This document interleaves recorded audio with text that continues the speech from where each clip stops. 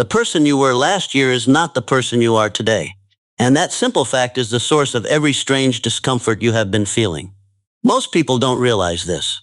They live as if the old self still owns them. They speak from a story that has already ended. They react from a wound that has already healed. They walk through a new world wearing the costume of an old one, and then they wonder why they feel stuck. And that is why they stay small. Now here's the truth. The version of you that quit last Tuesday is not the real you. It was just a version, a draft, a rough sketch left on the canvas, and the canvas is still wet. The painting is not finished. The story is not over. The identity is not sealed. You are not stuck. You are simply outgrowing who you were. I want you to hear that again. You are not stuck. You are simply outgrowing who you were.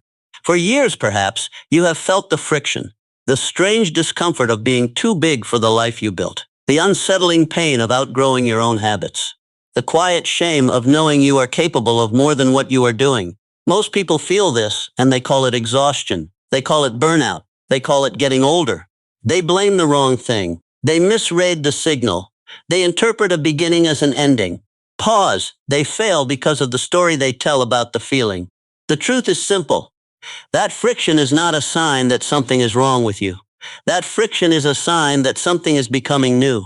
The old skin is shedding. The old identity is cracking.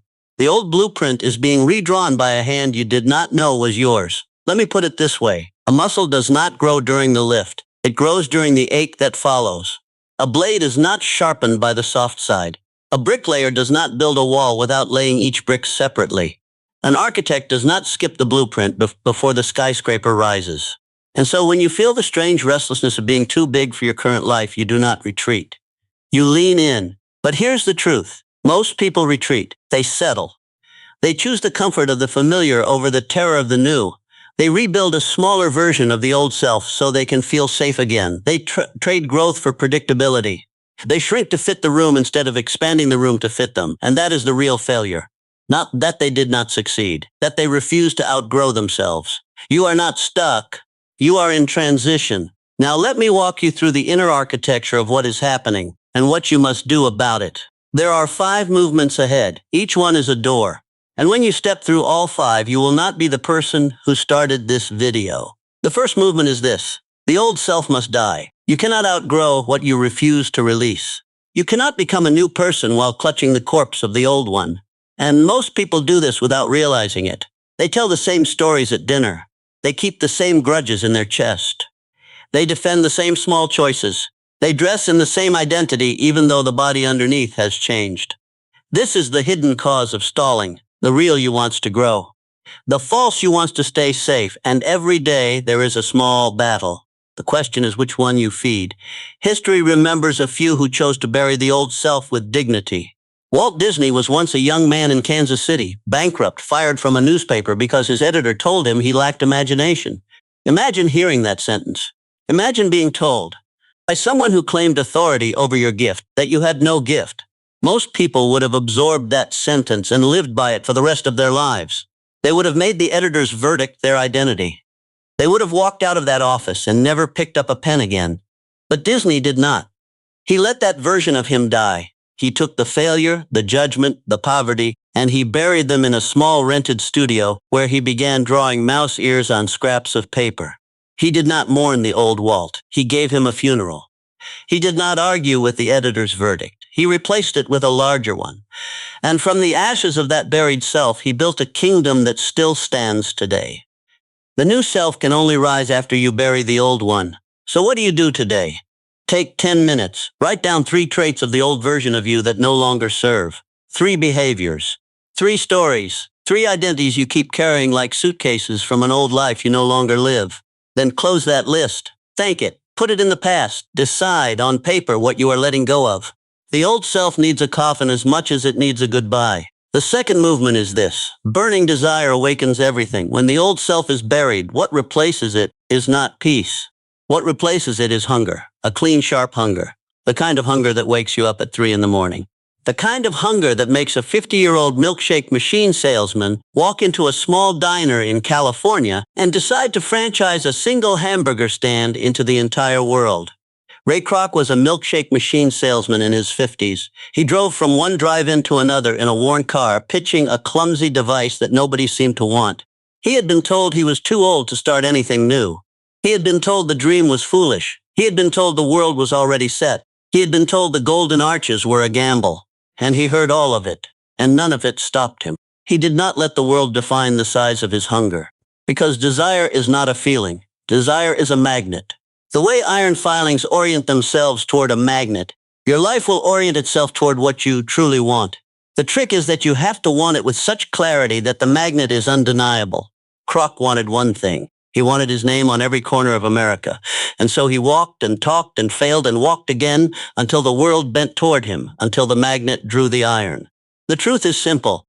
The size of your life will always match the size of your desire. If your desire is small, your life will be small. If your desire is vague, your life will be vague. If your desire is buried under what other people think is reasonable, your life will be reasonable too. Reasonable and forgettable, safe and quiet and small. So apply this tonight. Write down one desire, just one, not five. One. Write it so clearly that a stranger could read it and know exactly what you are building. Pin it where you will see it every morning. Let it burn. The third movement is this. Faith carries you first. This is where most people fall away. They get the desire, they feel the hunger, they draft the new identity. And then the moment comes when they have to act, and they hesitate, because action requires faith. And faith is the willingness to step into a room you cannot yet see. Faith is the willingness to move without a guarantee. Faith is the decision to step on a bridge that is not yet finished being built. Faith is not belief. Faith is the decision to move before the evidence arrives. Helen Keller was blind and deaf by the time she was 19 months old. She lived inside a locked silence for years before a teacher named Anne Sullivan broke through. And the moment Anne spelled the word water onto her hand, Helen did not understand the words. She understood something deeper. She understood that someone believed she could learn. She understood that another human being had faith in her before she had any faith in herself.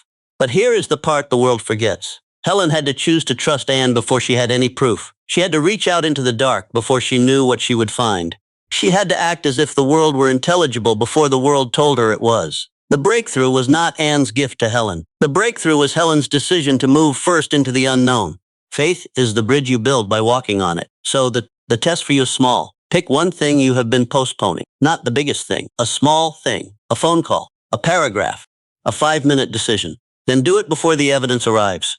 Move as if it is already yours. Watch how the world rearranges itself to match. The fourth movement is this. Movement forces clarity. Here's the thing. People wait for clarity before they act. They wait for confidence. They wait for certainty. They wait for the plan to be perfect. They wait for permission. They wait for a sign. And so they wait forever. And the truth is, clarity never comes first. Movement comes first. The vision comes after the motion. The map is drawn after the first step. Marcus Aurelius was a Roman emperor who wrote a private journal he never intended anyone to publish. In that journal, he wrote to himself again and again the same instruction. Begin again. Begin again. Begin again. Not because he was weak, because he knew that the person he was yesterday had to be outgrown by the person he was today. Because he understood that each morning is not a continuation. Each morning is a redrafting. The sun comes up, and the old self is given a quiet burial, and the new self is given a quiet resurrection. A river does not wait to understand the ocean before it moves. It moves and the understanding forms. A ship does not wait for wind before it sets sail. It sets sail and the wind finds it. A fire does not wait for perfect fuel before it ignites. It ignites and consumes what is near. A lighthouse does not wait for the storm to pass before it shines. It shines and the storm finds it. And so your life is the same. The mistake is to wait. The correction is to move, so here is the apply it instruction. The 5-minute rule, set a timer, pick the task you've been avoiding, move for 5 minutes, not 5 hours. 5 minutes. The resistance that felt like a wall will often dissolve in the first 90 seconds. Move first, feel later. The clarity will arrive while you are in motion. The fifth movement is this. Persistence is the bridge. After desire, after faith, after movement, the next test is what you do when nothing works. Because nothing will work at first. The new self does not arrive smoothly. It arrives in pieces, through failures, through embarrassments, through slow days and silent weeks when the world does not notice that you are trying. Most people quit in the quiet middle. Thomas Edison tried 10,000 different materials before he found the right filament for the light bulb. His assistants, the world now knows, called those 10,000 attempts his failures. Edison called them discoveries. He reframed 10,000 closed doors as 10,000 eliminated possibilities. He did not let the verdict of the room be the verdict of his life. And from that mass of dead ends, he found one path forward. The new self is forged by the fire of what almost killed you. Persistence is not a personality trait. It is a decision. It is the decision to outlast your own discouragement. It is the decision to wake up the next morning and try again. Not because you are sure of the outcome, but because you are sure of who you are becoming. So what do you do today? Count yourself as a failure the moment you fail to recover. Not when you fail to recover. Because failure is a comma, not a period. Recovery is the sentence. Decide today that you will recover. Now, behind every one of these movements lies one inner force. It is not motivation. Motivation is a weather pattern. It comes and goes. It is not discipline, though discipline is a useful tool. It is not talent, though talent helps. What all of these rules share is not something the world hands you. It is something you generate from within. The hidden driver is identity, the decision to be a new person, the quiet daily choice to be someone the old you would not recognize. Pause, you are not stuck. You are simply outgrowing who you were, and now I want to speak to you about the person you are becoming, because this is where most people get it wrong. They treat growth like a project. They treat becoming like a checklist. They collect principles. They collect strategies. They collect morning routines. They collect productivity apps. They collect motivational quotes. And they never actually change, because change is not a collection of habits. Change is a re-identification. Change is the moment you stop trying to be something and simply decide that you are. Pause, you are the center of your universe. Never forget it. Comparison is a thief that robs you of joy and clouds your mind. When you compare, you hand the throne of your mind to someone else. You let another person's progress define your peace. You let another person's pace define your worth. You let another person's highlight reel become your measuring stick. And so you must reclaim the throne of your own mind. Before the world believes in you, you must believe in yourself. Validation begins within. Until you do that, every strategy you try will feel like a costume you are wearing for someone else's approval. The new you is not built by collecting more. The new you is built by deciding. Deciding who you will be today before the day tells you who to be. Deciding what you will stand for before the room demands a position. Deciding what kind of person you are before anyone else gets to define it. And once you have decided, act like that person, speak like that person, carry yourself like that person, walk into the room like that person. The world will adjust. The mirror will adjust. Pause. The identity you carry is louder than any words you speak. And here is the future payoff promise, written as if it has already happened, because the moment you decide, it has. 1 year from now, you will look back at this moment. You will look back at the version of you that was listening to these words, and you will not recognize him. Not because he was broken, because he has been outgrown. Because you did the slow, quiet, unglamorous work of becoming someone new.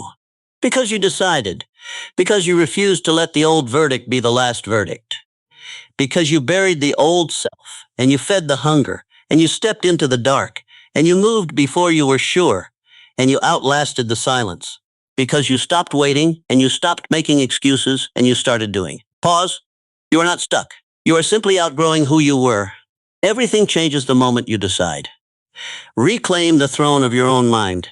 You are not stuck. You are simply outgrowing who you were. The old self must die before the new self can rise. Most people fail because of the story they tell about the feeling. The friction you feel is not a sign that something is wrong with you.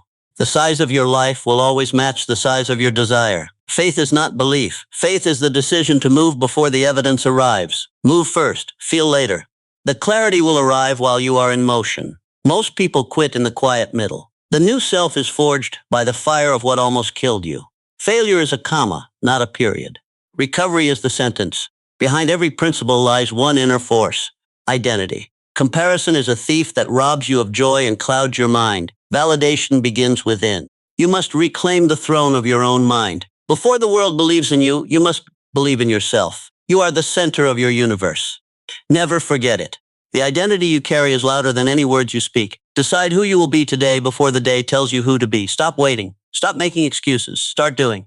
Everything changes the moment you decide. A muscle grows during the ache that follows the lift. The blade sharpens on the hard side. Desire is a magnet, not a feeling.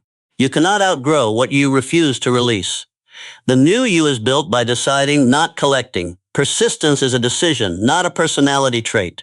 Count yourself as a failure the moment you fail to recover. Clarity never comes first. Movement comes first. The breakthrough was the decision to move into the unknown.